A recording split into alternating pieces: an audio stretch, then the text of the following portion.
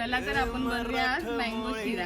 थोडीशी साधी भोळी स्वागतीचा भारी बायको पाहिजे नखरेवाली मराठमोळी थोडीशी साधी भोळी स्वागतीचा भारी बायको पाहिजे नखरेवाली.